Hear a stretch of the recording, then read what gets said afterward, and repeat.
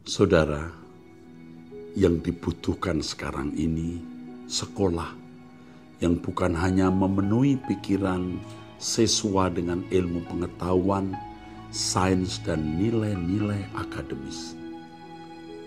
Tetapi sekolah yang mempersiapkan siswa-siswinya menjadi manusia Allah, man of God, yang suatu hari kalau mereka menjadi insinyur, dokter, pengacara, pendidik, pengusaha, dan lain sebagainya, menjadi orang-orang yang melayani Tuhan, melebarkan kerajaan Allah di bidangnya. Dibutuhkan sekolah yang mempersiapkan siswa-siswinya menjadi manusia yang bisa dipercayai Tuhan untuk melanjutkan karya Kristus di dunia ini sebelum dunia ini berakhir. Ekumene Christian High School menjawab.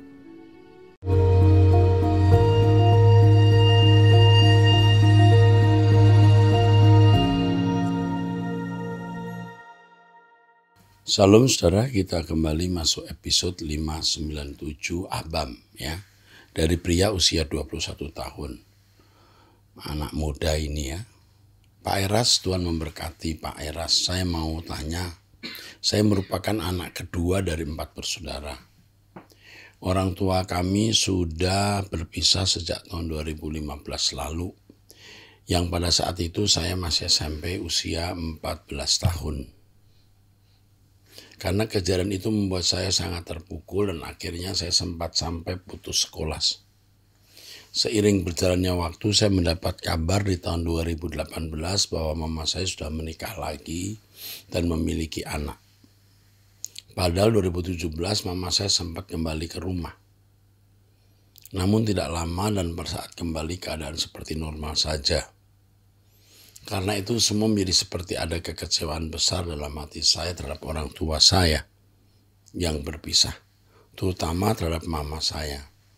Hingga saat ini saya jarang berkomunikasi sama mama saya dan juga papa saya. Terkadang saya juga bicara nada tinggi dengan papa saya. Oh ya, mama papa saya dari agama sebelah Pak, dan saya baru pindah masuk Kristen baru-baru ini. Saya juga menjadi jemaat di GSKI dan selalu ikut doa pagi. Pertanyaan saya Pak, bagaimana agar bisa berdamai dengan orang tua Pak? Karena rasanya masih ada kekecewaan besar terhadap orang tua. Dan bagaimana cara berdamai dengan diri sendiri dan masa lalu ya Pak? Karena aku masih sering menyalah-nyalahkan diri sendiri terhadap apa yang telah terjadi di masa lalu. Mohon pencerahannya Pak, terima kasih. Dan sekiranya saya ingin bergabung grup WA Suara Kebenaran Pak. Oke, nanti diarahkan ya. Ada grup WA yang dipimpin oleh Pak Ir Sugeng ya. Nanti bisa dihubungkan. Oke. Begini nak, usiamu 21 tahun. Kamu percaya Om Eras ya? Om Eras beritahu bahwa masa lalu pahit, masa lalu yang menyakitkan tidak selalu atau tidak harus menjadi luka yang merusak masa depan. Pengalaman pahit dan menyakitkan masa lalu bisa menjadi fondasi atau pupuk kesuburan sukses hari depan. Kamu mengambil hikmah dari apa yang terjadi di masa lalumu. Karena melalui pengalaman itu, paling tidak kamu bisa mengenal Tuhan Yesus. Dan kamu bersyukur kamu masih bisa berkeadaan seperti ini. Dalam tanda kutip baik-baik keadaanmu. Sebab kalau keadaanmu tidak baik-baik, kamu tidak bisa tulis pertanyaan ini. Jadi bersyukur ya. Kamu masih bisa berkeadaan baik-baik dan masa lalu bisa menjadi fondasi untuk membangun keberhasilan hari esok. Apalagi kamu sudah percaya kepada Tuhan Yesus dan orang tuamu belum, menjadi tanggung jawab kamu untuk menjadi berkat bagi mereka. Bagaimana bisa berdamai dengan mereka? pasti kamu bisa berdamai dengan mereka. Ketika kamu bertumbuh dewasa dan kamu mau menjadi berkat untuk mereka. Selamat berjuang, nak. Tuhan menyertai kamu. Dari pria usia 45 tahun, agen properti. Ada beberapa hal yang mau saya tanyakan, Pak. Awalnya saya lahir dari keluarga mampu di satu kota di Jawa Timur. Dan saya adalah anak tunggal. Akan tetapi karena orang tua saya suka main judi dan main dukun, akhirnya harta keluarga kami juga habis. Sewaktu saya SMP, sempat dikejar-kejar orang karena mencari orang tua saya. Sedangkan orang tua sudah meninggalkan saya ke Surabaya. Sewaktu saya SMA, saya pindah ke Surabaya dan berkumpul dengan orang tua. Akan tapi karena kenakalan saya sendiri, saya hanya sampai lulus SMA dan saya tidak melanjutkan ke kuliah. Setelah saya lulus SMA, saya tidak memikirkan kerja. Dan waktu saya umur 24 tahun, saya memutuskan untuk menikah. Tapi pernikahan saya tidak didasari perasaan, tapi didasari karena kekayaan. Karena setelah saya pindah ke Surabaya, keadaan keuangan kami biasa-biasa saja. Karena calon istri saya orang kaya, jadi banyak tuntutan. Pernikahan saya hanya bertahan 2 tahun saja. Jadi setelah 10 tahun saya menduda, akhirnya saya menemukan pasangan sampai saat ini dan pernikahan kami sudah berjalan 9 tahun. Yang saya mau tanyakan, kenapa ya Pak saya selalu dibully oleh keluarga mama saya dan saya selalu tidak pernah dipercayai oleh keluarga saya. Menurut adik dari mama saya, dia takut kalau harta yang mama saya punya sampai saat ini jatuh ke tangan saya. Saya juga tidak tahu juga Pak kenapa adik mama saya sentimen kepada saya. Saya berusaha untuk diam dan bersabar. Akan tapi adik mama saya selalu mencari cara untuk membuli dan memfitnah saya. Pernah satu kali waktu adik mama saya memfitnah saya, karena saya menghamili pembantu, memfitnah menghamili pembantu. Setelah saya minta bukti-bukti, dia tidak bisa menunjukkan kepada keluarga saya. Saya berusaha untuk tetap tenang dan bersabar, Pak. Akan tapi lama-kelamaan saya juga emosi. Sampai detik ini pun adiknya mama saya tetap membuli dan memfitnah saya. Fitnah, bully itu menjadi nutrisi yang menyehatkan rohani kita. Hidup di dunia memang pahit, dunia ini memang tragis, hidup ini memang tragis. Hidup kita hanya untuk mempersiapkan langit baru, bumi baru. Dengan keadaanmu yang seperti ini, akan memicu kamu merindukan langit baru dan bumi baru. Nasihat saya, diam, jangan membalas kejahatan dengan kejahatan. Difitnah bagaimanapun buruknya, diam. Nanti Tuhan hakim yang adil akan membuka semua. Bukan hanya nanti di surga, di bumi ini pun Tuhan akan membela.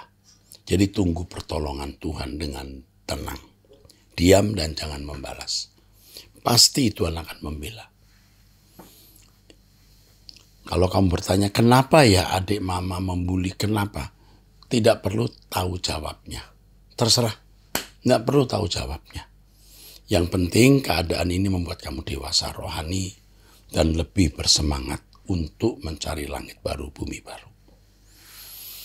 Saya juga pernah jauh dari Tuhan karena waktu itu saya pindahan rumah dari Surabaya ke Sidoarjo. Sampai saya memang secara pribadi merasa jauh dari Tuhan. Dan kalau saya berdoa, saya selalu minta kekuatan dan hikmat dari Tuhan untuk saya kuat menghadapi masalah.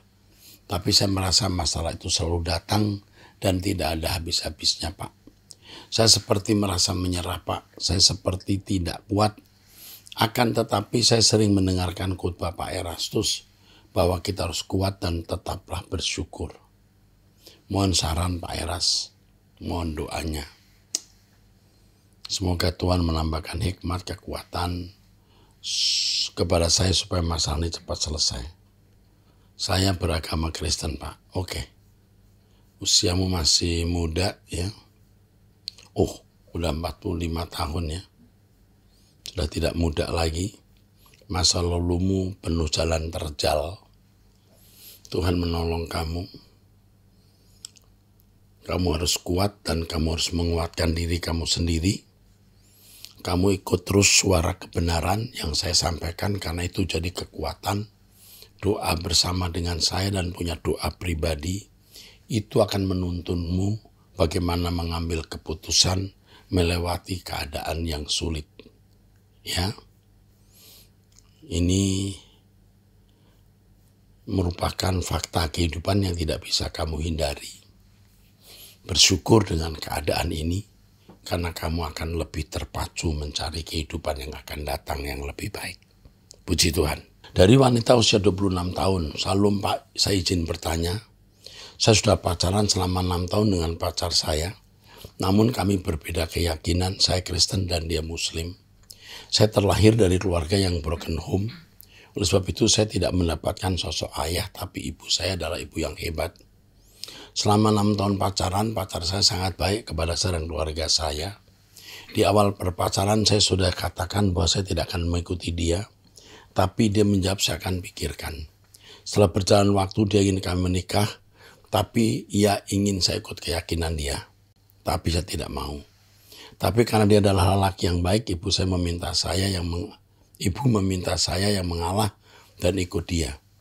Sungguh, saya tidak ingin mengecewakan ibu saya dan saya takut menolak permintaan ibu saya karena dia sudah sering sakit. Di sisi lain, saya juga tidak sanggup untuk berpisah dengan pacar saya. Tapi saya juga sangat mencintai Tuhan Yesus. Saya mohon saran Bapak, karena itu selalu menjadi pergumulan. Ibu kamu salah mendorong kamu kawin dengan orang tidak seiman. Ibumu bisa celaka, nak. Kalau kamu turuti keinginan ibumu, kamu celaka, ibumu juga celaka. Kamu harus berkata tidak, apapun yang terjadi. Dan kau pikir dengan kamu ikuti keinginan ibumu akan jadi baik. Kalau kamu menolak, ibumu jadi sakit. Sebaliknya, ibumu bisa celaka. Jadi kamu jangan ikuti nasihat atau saran ibumu. Kamu harus tetap mencintai Tuhan Yesus dan kamu harus rela kehilangan pria ini demi keselamatan kekalmu. Kalau kamu tidak turuti nasihat saya, kamu akan menyesal suatu hari.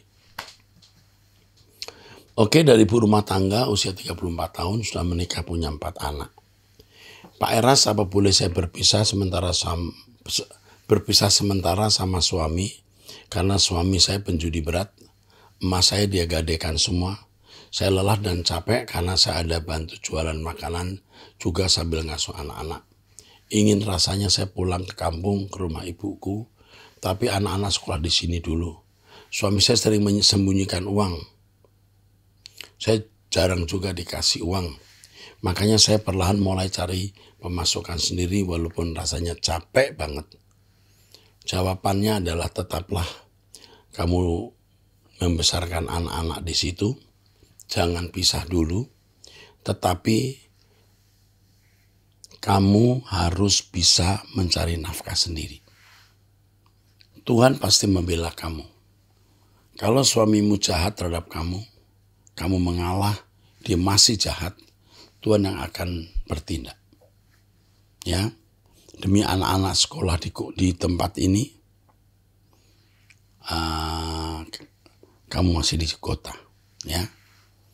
Suamimu penjudi berat, kamu jangan sekali-kali memberikan uangmu, emas apalagi, udah tahu ke dia penjudi, kamu mestinya tetap bertahan tidak memberikan apapun padanya. Apapun yang terjadi juga. Mestinya kamu tidak melepaskan emas uangmu kepadanya untuk bermain judi. Masalah ini tidak bisa diselesaikan hanya dengan nasihat saya saja. Perlu waktu untuk melihat pertolongan Tuhan. Ya, Tuhan memberkati. Pria usia 54 tahun. Anak saya pria ingin menikah tahun depan tanggal 24 bulan Februari. Kata anak dan calon menantu angka yang baik 24, 2, 20, 24. Bagaimana pendapat Bapak? Tidak ada angka baik, yang baik hanya Tuhan dan berkat-Nya. Kalau orang memberhalakan hari, waktu, tanggal, angka, celaka, dia tidak mengandalkan Tuhan, berarti seakan-akan angka menentukan nasib seseorang. Yang menentukan nasib seseorang itu dirinya sendiri. Jika dia taat kepada Tuhan berkat, tidak taat laknat. Itu. Oke. Dari wanita usia 33 tahun, karyawan menikah, anak 1. Pak, suami saya 6 bersaudara dan saat ini mama mertua dari kampung. Kami urus untuk pengobatan mata. Saya punya ipar wanita adik suami. Kami awalnya sangat dekat, rumah juga dekat. Sayangnya ada omongan yang sampai ke telinga kami bahwa kami dibilang panjat sosial karena kami sering bantu mama mertua. Padahal Pak, awal nikah saja ketika mertua sakit saya jual perhiasan cincin dan kalung saya untuk pengobatannya. Tapi nggak ada yang tahu karena dulu suami sempat nganggur. Buat apa saya pansos? Saya sudah lama dengar kebenaran dari Pak Eras. Saya banyak belajar dari kebenaran yang Pak Eras sampaikan. Saya memang tidak ada orang tua lagi, jadi saya anggap mertua ya orang tua saya. Bahkan untuk pengobatan mertua yang kami usahakan pun untuk ke Jakarta, ini masih ada omongan tidak enak. Saya dijelekkan depan mertua saya. Katanya saya sakit hati Katanya sakit hati sama saya karena saya pernah menanyakan sudah hamil apa belum. Padahal pertanyaan itu saya sampaikan karena didesak sama mertua. Padahal baru 3 tahun kurang dia nikah. Saya juga tahu diri pertanyaan itu sensitif. Tidak akan saya lontarkan kalau bukan karena mertua tanyain. Saya terus apalagi dia baru melakukan pengobatan alternatif atau ngurut ke orang. Bahkan ketika saya tahu dia sakit hati, karena itu saya suruh datang ke rumah untuk saya perjelas. Tapi dia tidak datang padahal rumah cuma beberapa langkah. Emang sih Pak tidak enak tinggal dekat sama keluarga. Capek hati. Saya desak suami untuk pindah rumah jauh dari keluarga lebih enak. Bayangkan Pak dekat rumah pun mereka datang ke rumah bisa dihitung pakai jari dalam 2 tahun terakhir sejak dia nikah. Kami sebagai kakak selalu ngalah main ke rumah mereka terus. Sudahlah suami saya yang sangat penolong terlalu baik ke keluarganya. Hanya cuma kelemahan suami saya ya emosional dan susah direm vokalnya. Oh ya Pak lanjut ke ipar. Saya sedih aja Pak. Saya anggap dia sudah seperti adik perempuan karena saya tidak punya adik perempuan. Kedekatan kami selama ini sia-sia Pak. Ternyata kamuflase. Saya pikir-pikir benar tulus. Saya pikir benar-benar tulus ke anak saya dan kami, ternyata di belakang saya dijelekin. Saya dibilang pansos, dijelekin depan mertua. Oh Pak, karena dia tidak datang ke rumah untuk saya kasih kejelasan, saya bawa mertua ke mall bersama suami dan anak, dan saya posting status dengan caption rohani yang menyentil. Ketika status saya dibaca sama ipar, gak berapa kemudian saya diblok dari WA. Lucu sih. Tapi saya bingung betapa dewasanya ke keluarga suami sedikit-sedikit main blok. Betapa tidak dewasanya. Pak, kiranya saya dikasih pencerahan. Oke. Yang pertama, kamu sudah berbuat baik kepada mertua. Tidak perlu harus dihormati orang. Tidak dihargai, tidak apa-apa. Kamu tidak bermaksud menanyakan soal kehamilan adik iparmu yang tersinggung. Ya, kamu tidak bermaksud karena memang mertua yang tanya, ya sudah kamu disalahkan. Tetapi kamu posting foto di mall itu kayaknya kamu nyerang. Nyerang secara terselubung. Apalagi kalau ada kata-kata tertentu. Sekarang ini zamannya orang nyerang orang secara terselubung atau diam-diam. Dan itu licik. Sebaiknya lain waktu tidak perlu kamu lakukan. Ampunilah adik iparmu, maafkanlah dia, saudaramu, lalu jangan serang. Diam. Lakukan itu supaya kamu dewasa rohani. Amin. Salam Pak Eras, puji Tuhan Pak melalui firman Tuhan yang Bapak sampaikan. Melalui YouTube saya sangat diberkati dan diubahkan Tuhan. Ini pria usia 33 tahun dari Malaysia. Pak, apakah anggota masyarakat kerajaan surga itu masih ada penderitaan? Atau apa perbedaannya dengan anggota keluarga kerajaan surga? Kerajaan surga tidak ada penderitaan. baik yang menjadi anggota masyarakat maupun yang menjadi anggota keluarga kerajaan Allah. Jadi, jangan berpikir ada penderitaan. Tidak ada sama sekali. Ya, itu jawaban saya. Oke, dari wanita usia 42 tahun. Saya sedang susah sekali. Tempat usaha saya yang biasa ramai sih pembeli sejak 2 minggu ini jalannya ditutup. Sehingga pembeli susah masuk, jadi sepi sekali. Apa yang harus saya lakukan? Ya, Tuhan tolong kamu ya. Wanita usia 42 tahun. Tuhan tolong kamu bisa pindah cari tempat lain. Ya, pikirkan cari tempat sekitar situ. Pasti ada. Ini ditutup sementara atau ditutup untuk permanen. Tapi pasti ada tempat di sekitar situ kamu bisa pindah. Pindahlah. Cari tempat sekitar situ. Jangan anggap itu masalah besar ya. Oke. Dari wanita usia 48 tahun. Apakah anak yang hasil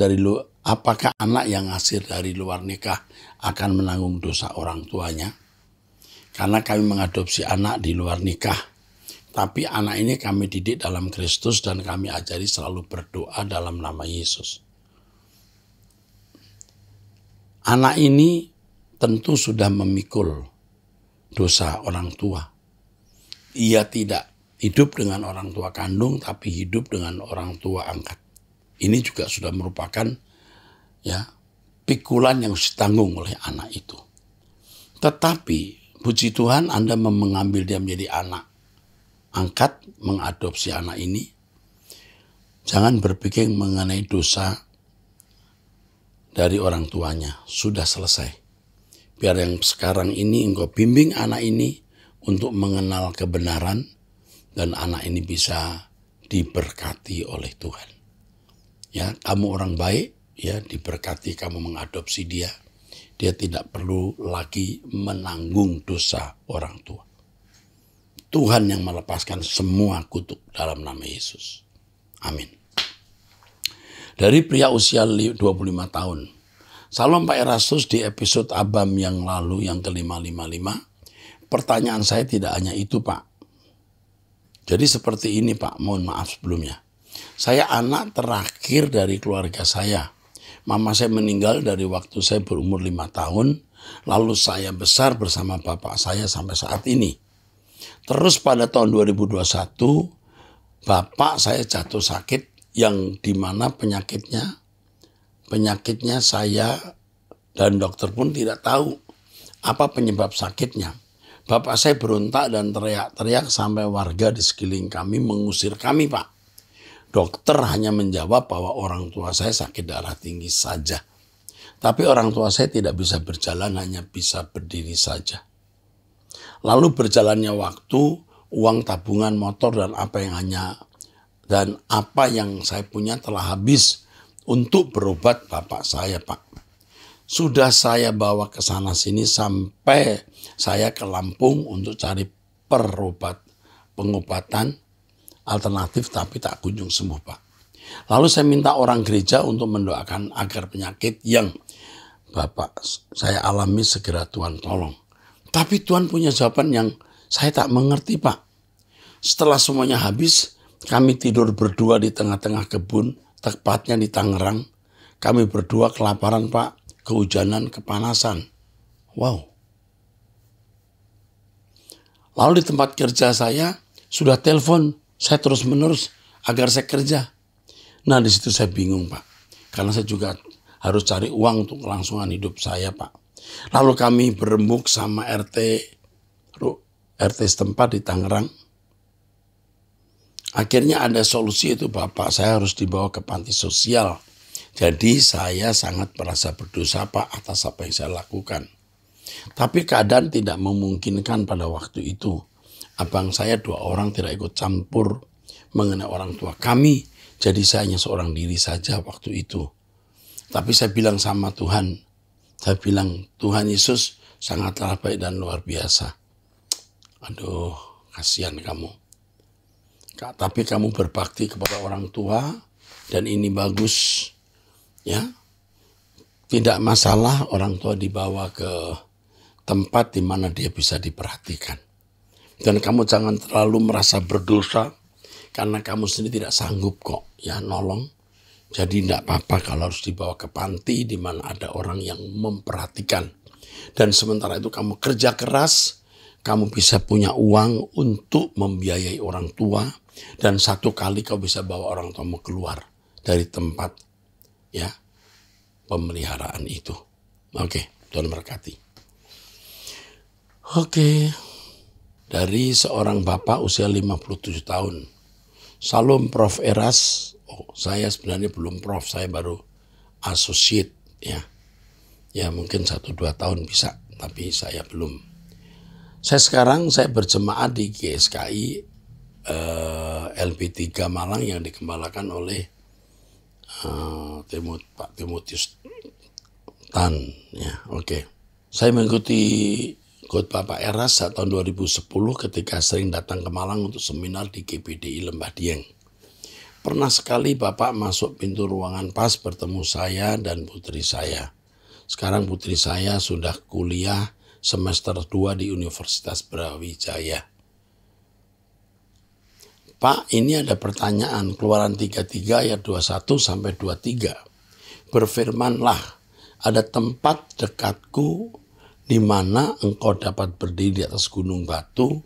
Apabila kemuliaanku lewat, maka aku akan menempatkan engkau dalam lekuk gunung itu, dan aku akan menudungi engkau dengan tanganku sampai aku berjalan lewat. Kemudian aku akan menarik tanganku dan engkau akan melihat belakangku, tapi wajahku tidak akan kelihatan. Ayat ini bukan ayat yang bersih, ayat ini bukan alegori. Ini benar-benar fakta ketika Musa mau memandang wajah Tuhan dan Tuhan hanya mengizinkan Musa melihat punggung atau belakang Tuhan. Ya. Lalu juga di kitab Wahyu ada firman yang mengatakan, lalu aku berpaling untuk melihat suara yang berbicara kepadaku, dan setelah aku berpaling tampaklah kepadaku 7 kakidian emas. Dan di tengah kakidian itu ada seorang serupa anak manusia berpakaian jubah yang panjangnya sampai di kaki, dan dadanya berlitkan ikat pinggang dari emas. Kepala dan rambutnya putih bagaikan bulu yang putih metah, dan matanya bagian nyala api, dan seterusnya. Nah, kalau di sini kitab Wahyu itu penuh dengan tulisan yang bersifat kiasan, ilustrasi. Jadi ini kitab apokaliptik, tidak boleh dilihat secara harfiah. Di situ menunjukkan simbol-simbol ya, yang tidak boleh kita artikan secara harfiah atau secara mentah, harus dipahami secara figuratif. Terima kasih, di sini Bapak tulis siap membantu kalau dibutuhkan untuk kegiatan manajemen sekolah karena Bapak punya skill. Terima kasih. Suatu hari bisa kita bersama-sama bertemu ya. Tapi puji Tuhan, saudaraku, pria Bapak ini pertanyaannya bagus ya. Dan saya sudah menjawab. Jadi yang pertama itu lahiriah, fisik. Musa bisa melihat punggung Tuhan. Lalu di kitab Wahyu ya ada gambaran-gambaran, itu tidak bisa diartikan secara harfiah. Ya. Berlikan ikat pinggang dari emas, kepala rambutnya putih bagian bulu yang putih metah, bagaikan nyala api. Ini bisa menjadi kiasan atau simbol betapa dahsyatnya keberadaan Allah itu. Ya, cukup sampai di sini. Kita bertemu di episode yang akan datang. Tuhan memberkati.